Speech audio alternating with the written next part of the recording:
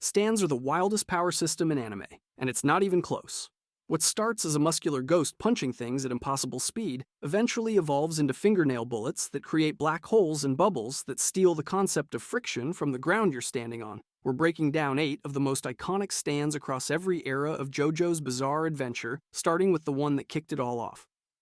Star Platinum, Jotaro, Part 3. Before we get into any specific stand, we need to talk about what stands actually are. Because if you're new here, this is going to sound insane. A stand is a psychic manifestation of your fighting spirit. It's a supernatural entity that hovers near you, fights for you, and has abilities that reflect your personality. Some stands punch things. Some stands manipulate time. Some stands turn you into a snail. I don't know what to tell you. It's JoJo's. And the one that kicks off the entire system is Star Platinum, the stand of Jotaro Kujo, a 17-year-old delinquent who looks like he's 35 and has the emotional range of a brick wall. Jotaro barely speaks, barely emotes, and walks around like every interaction is a personal inconvenience. And then his stand shows up and it's this massive, muscular, silent warrior that unleashes devastating aura barrages fast enough to intercept bullets mid-flight. Jotaro could not care less about anything, and Star Platinum is out here performing surgery-level precision strikes through gaps smaller than a coin. Here's the thing though, Star Platinum is a close-range power type, meaning its effective reach is only about 2 meters from Jotaro's body. That's it. But what it loses in range, it makes up for in everything else. Overwhelming strength, ridiculous speed, and precision so fine that Jotaro can manipulate tiny objects with his stand's fingers like he's performing microsurgery. The trade-off is simple. You have to get close. But once you're close, you're done. Now the ability everyone knows. Star Platinum. The world lets Jotaro stop time completely. Initially, he could only hold it for about 1 to 2 seconds. And even at his absolute prime, that cap maxed out at 5 seconds. 5. That's the ceiling. He never exceeded it. Not even in Stone Ocean when the stakes were literally the end of the universe. And here's what people get wrong about the time stop. It doesn't make Star Platinum hit harder or move faster. It doesn't boost any physical stats. All it does is remove the opponent's ability to react. The time stop is a tool, not a win button. One more thing worth addressing. There's a common fan belief that Star Platinum got significantly weaker in Part 4, and on the surface, it kind of looks that way. But when you actually compare his feats side by side, the performance is still there. What changed wasn't the stand. It was the storytelling focus, and the fact that his opponents came prepared. By Part 4, Jotaro has a reputation. People know what he can do. They plan around it. That's not weakness, that's every smart villain in Morio doing their homework. But if Star Platinum is the hero's time stop, then we need to talk about the villain who had it first. The world. DU Part 3. If Star Platinum is the unstoppable force, then the world is its dark reflection, and one of the most iconic antagonists stands in anime history. The world belongs to D.O., the primary villain of Stardust Crusaders, and it is a close-range power type with physical stats that almost perfectly mirror Star Platinum. We're talking comparable strength, comparable speed, comparable precision. On paper, these two stands are nearly identical. But the world has one ability that, for most of Part 3, puts it in a league entirely its own. Za Warudo. Time stop. When Dio activates the world's ability, the progression of time itself freezes. All external motion, all causality, everything stops. Bullets halt mid-air. Other stands cannot move. The entire universe holds its breath while Dio acts freely within the frozen moment. He can reposition objects, stack multiple attacks on a single target, or set elaborate multi-stage traps that all trigger the instant time resumes. 1 second, you're standing there ready to fight. The next, you're already dead, and you never saw what happened in between. Now, in Part 3, Dio time stop caps at around 5 seconds. That's because he's operating in a weakened state. He's inhabiting Jonathan Joestar's stolen body, and that imperfect fusion limits what should be an even more devastating power. The world's tarot card represents completion, mastery over the universe itself, and that symbolism perfectly mirrors Dio's conviction that he has transcended humanity. But his overconfidence and compromised physicality undermine what could have been far greater durations. The power promises godhood. The body can't cash the check, and here's what makes this ability so cinematically brilliant. Time stop is intuitive. You immediately understand the threat. The audience grasps the horror of being completely helpless, while your enemy moves freely. It's one of the cleanest, most visually dramatic power concepts in all of Shonen, and Araki knew exactly how to stage it. But I want to plant a flag here for later. The world's time stop is fundamentally different from another time-related ability we'll cover, King Crimson's time erasure. The world freezes the progression of events. King Crimson deletes a segment of them from causality entirely. Keep that distinction in your mind, because when we get there, it matters. What elevates the world beyond just being a powerful stand is its relationship to Star Platinum. Two nearly identical power sets serving completely opposite philosophies. Dio uses Time Stop to dominate, to control, to impose absolute tyranny. Jotaro eventually manifests the same ability and uses it to protect others. The duality is encoded directly into their stance. Same power, opposite purpose. It's one of the most elegant narrative mirrors in the entire series. But raw destructive power isn't the only way a stand can be dangerous. Sometimes the most terrifying ability isn't the one that destroys, it's the one that restores. Crazy Diamond, JoJo's Part 4. At first glance, Crazy Diamond looks like a Star Platinum clone. Big, muscular, close-range power type, rapid-fire punches, the whole deal. JoJo's stand can punch through two people simultaneously and shatter solid structures with barrage attacks that would make Jotaro nod in quiet approval. But here's the thing. Calling Crazy Diamond a brawler is like calling a Swiss Army knife a butter spreader. Technically accurate. Completely missing the point, because Crazy Diamond's real ability is restoration. It can reverse destruction, heal severe injuries, and revert objects back to previous states. And when I say previous states, I mean it once turned a plate of cooked spaghetti back into its individual raw ingredients. The noodles uncooked, the sauce became tomatoes again. Which is, not how pasta is supposed to work. But the restoration isn't some simple rewind button. JoJo's has full creative control over the process. He can choose which piece acts as the focal starting point, meaning every other fragment flies toward that anchor. He can control the final configuration. And most importantly, he can fuse objects in ways that were never part of their original form. He once merged a person into a rock. Just straight up combined a human being with a boulder. Hey, you're part of this rock now. Good luck with that. This is where Crazy Diamond stops being a healer and starts being a battlefield engineer. Jozik can shatter concrete and repair it into a wall right in front of him. Instant shield. He can break debris apart, let an enemy walk past, then restore it so it reforms around them like a trap. He can destroy an object, let someone pick up a piece, then trigger restoration so the fragments fly back like a boomerang. Every fight becomes a construction project where the building materials are also the weapons. Once you realize that repair in JoJo's hands means rearrange matter however I want, as long as it technically counts as putting something back together, the possibilities get absurd. He's not fighting like a puncher. He's fighting like someone who looked at the laws of physics and said these are more like guidelines. But there's one thing Crazy Diamond absolutely cannot do, and it's the one thing that matters most. It can't bring the dead back to life. No exceptions, no workarounds. If someone dies before Yosuke gets to them, Crazy Diamond is useless. He can fix every bone, close every wound, and it won't matter. This single limitation keeps the entire power from feeling broken. It creates some of the most emotionally devastating moments in Part 4, where Yosuke arrives seconds too late and has to stand there knowing his stand could fix everything except the one thing that counts. A stand that can rebuild the entire world around it, but can't undo the one form of damage that hurts the most. Josuke carries that weight through every fight, knowing that if he's not fast enough, all that power means nothing. But if you think a stand that rebuilds things is creative, wait until you meet one that turns everything it touches into a bomb. Killer Queen, Kira Part 4. Killer Queen is essentially 3 stands duct taped together, and each one is more unhinged than the last. It belongs to Yoshikage Kira, a serial killer who just wants to live a quiet life, which is, a weird thing to say when you're actively murdering people across a small Japanese town. But here's the thing. Killer Queen is perfectly designed for exactly that contradiction. The base ability is simple and elegant. Killer Queen can turn anything it touches into a bomb. Objects, people, doesn't matter. Once something is primed, Kira detonates it remotely, and the explosion completely disintegrates the target. No body, no evidence, no crime scene, just gone. For a man obsessed with keeping his life tidy, it's the perfect murder weapon. Every kill is clean. Every victim vanishes. Kira goes back to his sandwich like nothing happened, but one form of untraceable murder apparently wasn't enough, so enter Sheer Heart Attack. This is a semi-autonomous sub-ability that takes the form of a small, tank-like bomb tracking targets based on body heat.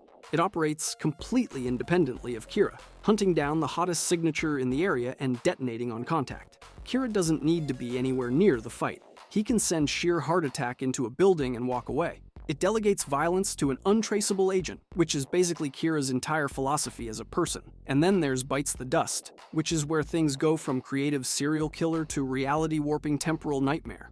This ability activates after Kira is pierced a second time by the stand-creating arrow. When someone discovers Kira's identity through interacting with the host that bites the dust is attached to, the ability triggers. That person is killed, and time rewinds roughly 1 hour. Everyone resets. Nobody remembers the previous loop, nobody except Kira. So picture a normal morning in Morio. People are waking up, eating breakfast, going about their routines. Then someone learns who Kira really is, and boom, time snaps back an hour. That person dies in the previous iteration of the timeline, and nobody even knows it happened. The morning plays out again. Same conversations, same routines, same breakfast. Except now there's one fewer person alive, and Kira is the only one who knows why. It turns an ordinary Tuesday into a repeating horror movie that nobody else realizes they're stuck in. Now, a common misconception is that Kira can just slap bites the dust onto random people and create some kind of citywide temporal kill grid. That's not how it works. The ability is anchored to specific individuals who learn Kira's identity, and it only triggers through actual social interactions. It's not a broadcast, it's a tripwire. Powerful, but not omnipotent, and that's what makes Killer Queen so brilliant as a stand design. All three abilities reflect the same psychology. The base bombs exist for clean, evidence-free kills. Sheer heart attack exists, so Kira never has to personally confront anyone. And Bites the Dust exists to permanently erase anyone who gets too close to the truth. Every layer is another wall between Kira and the consequences of being a monster. The man literally rewrites time to protect his anonymity, all because he wants a quiet life. Peak irony doesn't even begin to cover it. But if you think manipulating time to hide murders is extreme, wait until you see what happens when a stand can create life itself. Gold, Experience, Giorno, Part 5. Gold Experience might be the single most underrated stand in the entire series, and I think that's because people get so distracted by what it becomes that they forget how genuinely weird it already was. Giorno Giovanna's stand in Part 5 is a short-range power type, which means it punches things. Standard stuff. But what makes Gold Experience special is what happens when those punches connect. Every hit infuses life energy into whatever it touches, and that life energy can transform inorganic objects into living organisms of Giorno's choosing. A piece of luggage becomes a frog, a lighter becomes a rose, a brick becomes a snake. He's basically a biological 3D printer with fists. Which is, not a sentence I expected to write today. And here's what makes it even stranger. These creations don't just poof into existence and disappear. They persist for long periods, function autonomously, and can operate at significant distances from Giorno without requiring his proximity. He makes a living creature, and it just goes about its business. The frog hops away. The snake slithers off. They're real, functional organisms that happen to have been a shoe 5 minutes ago. But the life creation is only the appetizer. When Gold Experience infuses life energy into someone who's already alive, their thought processes accelerate to an absurd degree. Their senses go into overdrive, their perception of time stretches out, and they become completely unable to act. It's sensory overload as a weapon. You're not hurt, you're not dead, you just can't do anything because your brain is processing reality at 1,000 times normal speed. As far as non-lethal incapacitation goes, that's pretty elegant. Then there's the corpse thing. Gold Experience can pump life energy into a dead body and temporarily reanimate it with all of its memories and personality intact. The person talks, responds, remembers everything from their life. Before you start yelling about resurrection breaking the rules, hear me out. It's not real resurrection. The underlying death hasn't been reversed. The energy eventually dissipates and the body returns to being, a body. Araki technically didn't break his own rule here. He just bent it so far it's touching the floor. Now, everything I just described is the base form, the normal version. The starter kit, Gold Experience Requiem, is what happens when the stand gets pierced by the stand arrow, and honestly, trying to explain it feels like trying to describe a color that doesn't exist. Requiem's ability is to revert actions and willpower to a state of zero. Any cause, any action, any intent directed against Giorno gets nullified before it can reach its intended effect. It doesn't block the attack. It doesn't counter the attack. It makes the attack never have been going to happen in the first place. The action returns to zero. The cause never reaches its effect. If that sounds incomprehensible, good. It basically is. And this is exactly what defeats Diavolo. Requiem doesn't just kill him. It traps him in an infinite death loop where he dies over and over and over, in different ways, in different places, and can never reach a final stable outcome. He can't reach the truth of his own death. He just keeps dying forever. No ending, no resolution, no conclusion. The thematic arc here is genuinely beautiful if you step back and look at it. A stand that starts by creating life, turning dead matter into living things, evolves into something that enforces infinite death. The life creation to infinite death loop pipeline. A power built entirely around generating living organisms becomes the instrument that ensures one man never stops dying. Araki didn't stumble into that. That's deliberate. But if Gold Experience Requiem is the answer, then you need to understand the problem. And the problem has a name that still confuses people to this day. King Crimson, Diavolo, Part 5. This is the one. This is the stand that broke the internet's collective brain and spawned a meme so powerful it became the default explanation for anything confusing in anime. King Crimson, Diavolo's stand in Part 5, has a reputation for being impossible to understand. And honestly, it's not that complicated. People just explain it wrong. Let me fix that.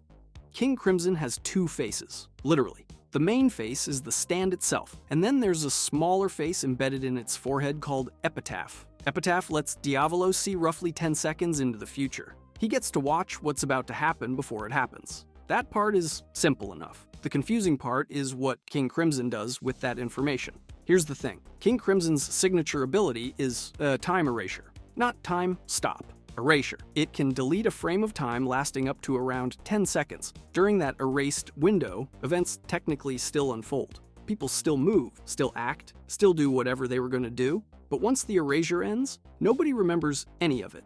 The entire sequence gets cut from the continuity of the world. Characters recall starting an action and then suddenly find themselves at the conclusion of it, with zero memory of what happened in between. The best analogy is a video. The world's time stop is like hitting pause. Everything freezes, DIO moves around, hits play again. King Crimson is like taking scissors and cutting out 10 seconds of footage entirely. The video jumps from one moment to the next, and you'd have no idea anything was missing. Except Diavolo isn't watching. He's the editor. He sees the deleted footage through Epitaph, moves freely during the erased interval, and positions himself for whatever outcome benefits him most. Everyone else just experiences a sudden skip forward with no explanation. Time isn't frozen, it's removed. The difference between pausing a movie and deleting a scene. Now, the "it just works" meme. This came from widespread fan confusion about King Crimson's mechanics, and it became shorthand for throwing your hands up and accepting the power functions. But here's the kicker. The logic actually is consistent. Araki communicates it through visual metaphor rather than sitting you down with a whiteboard. Every single time King Crimson activates in Part 5, the rules hold up. Epitaph shows the future, King Crimson erases the time leading to it, Diavolo acts within the gap, everyone else skips forward. It just works, which is, not ideal as a defense, but it's true. What makes King Crimson genuinely brilliant is how perfectly it reflects Diavolo as a character. This is a man so obsessed with secrecy that he erased his own past. He killed anyone who knew his face. He operated through a split personality just to keep his identity hidden. And his stand literally erases time itself, deleting the evidence of his actions from reality. He can kill, reposition, manipulate events, and nobody remembers seeing him do any of it. The witnesses don't exist because the moment they would have witnessed doesn't exist anymore. Diavolo wants to be a ghost, running a criminal empire from the shadows with zero trace of his existence. And Araki gave him a stand that erases the very fabric of reality to make that possible. That's not just good power design. That's peak character writing. The ability is the character. A man who wants to erase himself from existence wielding a stand that erases time. You can't write it better than that, but if King Crimson's time erasure sounds like the most disorienting ability in JoJo, wait until you see what happens when you combine infinite rotation with a set of fingernail bullets. Tusk, Johnny, Part 7. Every stand we've talked about so far has one thing in common. They show up, they have their abilities, and that's what you get. Tusk throws that entire model out the window. Johnny Joestar's stand in Part 7 Steel Ball Run doesn't just exist, it evolves. 4 times, and each upgrade is tied directly to Johnny, figuring out how to spin things really well. Which sounds ridiculous until you realize the final form creates literal black holes out of fingernail bullets. Let's start at the beginning. Tusk Act 1 is honestly kind of pathetic. It's a small, almost mascot-like stand that lets Johnny fire his fingernails as projectiles by rotating them at high speed.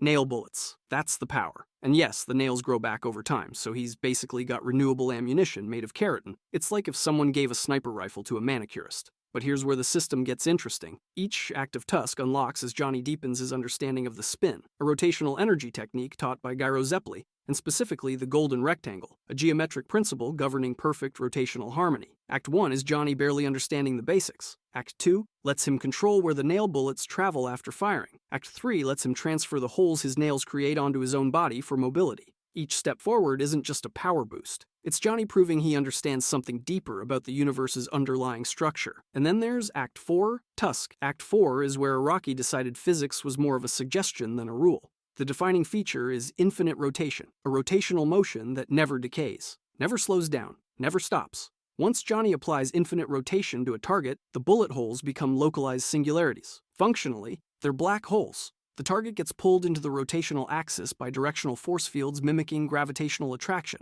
resulting in spaghettification, the same process that happens when matter falls into an actual black hole. The target gets stretched and compressed simultaneously, torn apart by artificial gravity that has zero intention of letting go. The series never gives exact numbers for how strong this gravitational pull is, and honestly, it doesn't need to. Araki uses physics concepts like angular momentum and event horizons as metaphors rather than rigorous mechanics. The point isn't whether infinite rotation could theoretically generate a Schwarzschild radius. The point is that it never stops. Once applied, it's permanent, which is, not ideal for whoever's on the receiving end. But what makes Tusk genuinely brilliant isn't the raw power. It's the fact that every upgrade is earned through Johnny's character development. This is a guy who starts Steel Ball Run as a paralyzed, bitter ex-jockey who got shot trying to act tough in a parking lot. He's broken in every sense of the word. And Tusk doesn't hand him power for free. Each act forces him to confront something about himself, to commit further. By the time he reaches Act 4, he's not just spinning a nail. He's channeling the fundamental rotational harmony of the universe through sheer force of will. The infinite rotation parallels his own transformation. Once he commits, there's no going back. The rotation doesn't stop, and neither does he. It's the biggest leap in stand design philosophy across the entire series. We went from punching ghosts really fast to a man firing his fingernails so hard they create gravitational singularities. And somehow, because it's tied to genuine character growth and an internally consistent power system, it works. Every act feels earned. The stand literally levels up with its user's soul. But if you think evolving stands are wild, wait until you see what happens when you take the concept of stealing properties from reality and give it to a guy who doesn't even know who he is. Soft and Wet, JoJo's Suke, Part 8. Let's end where the series ends, because if you want to understand how far stands have come, you need to look at this one. Soft and Wet is the stand of Part 8's Josuke Higashikata, and on the surface, it looks like a pretty standard close-range fighter. It can break walls, trade punches at high speed, and hold its own in a brawl. Cool. Star Platinum did that in 1989. But here's the thing. Soft and Wet doesn't win fights by hitting harder than the other guy. It wins by stealing the concept of friction from the floor beneath your feet while you're trying to stand on it. That's not a metaphor. That's literally what it does. Soft and Wet creates bubbles. Those bubbles can seize and extract abstract properties from objects and people. Friction, sound, sight, water. Whatever Josuke needs gone, the bubbles take it. They reach into reality, grab an attribute that has no physical form, and remove it. The combat applications are genuinely ridiculous. Steal friction from an enemy's feet and they're sliding around like a cartoon character on a freshly waxed floor. Steal sound from an area and you've created total silence, which is, not great if you're trying to call for backup. He can even release stolen properties at distant locations. Hey, why is there suddenly water pouring out of that wall 50 feet away? Because Josuke put it there, with a bubble, that he made with his mind. And here's what makes Soft and Wet genuinely unsettling. The range of what counts as a stealable property is never fully defined. Can he steal heat? Apparently. Can he steal the moisture from your body? Seems like it. The story never draws a hard line, and that uncertainty is the point. You never know what Soft and Wet can take from you until it's already gone. But the real genius is the metaphor. Part 8's Josuke is a fusion of two people, carrying fragmented memories that don't fully belong to either of them. His entire story is about stolen identities, missing pieces, and trying to reconstruct a self from borrowed parts. And his stand steals properties. It takes things that fundamentally define an object and removes them, leaving something that looks the same but isn't. The bubbles themselves are ephemeral. They exist for a moment, carry something important, and then they're gone. Just like the truths Josuke keeps uncovering about himself. Temporary, unstable, always dissolving before he can hold on. That's Araki at his most thematically precise. And honestly, Soft and Wet is the perfect stand to close on because it represents exactly how far this system has traveled. We started with Star Platinum, a big muscular ghost that punches things really, really hard. Pure physicality, raw power expressed through fists. And now, 8 parts later, we've arrived at a stand that fights by generating soap bubbles that steal the concept of friction from the ground beneath your feet. Those two abilities exist in the same power system. They're part of the same lineage. And somehow, it all makes sense. That's the genius of stands. They never stayed still. Every part pushed the system further, from time stops to life creation, to erasing causality, to infinite rotation, to property theft. The rules kept expanding, the concepts kept getting stranger, and the abilities kept getting more personal to their users. Star Platinum is Jotaro's raw determination given form. Soft and Wet is a fractured man's desperate search for identity, expressed through bubbles that take pieces of the world apart. The system didn't just evolve, it grew up. If you enjoyed this video and want to see more, click the video on the screen now.